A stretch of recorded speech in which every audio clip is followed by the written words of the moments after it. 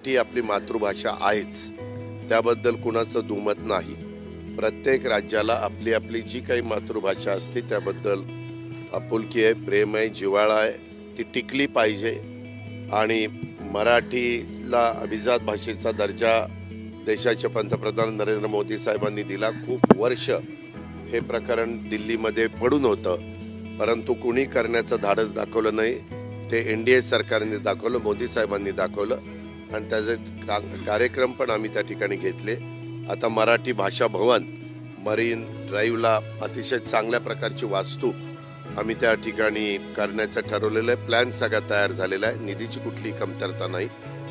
आणि हे करत असताना जसं जगात मॅक्झिमम भाषा चालते ती इंग्रजी चालते, त्याच्यामुळं तुमच्या आमच्या कुणाच्याही घरात नवीन पिढीला महाराष्ट्रात राहायचं असेल तर त्याला मराठी आलंच पाहिजे.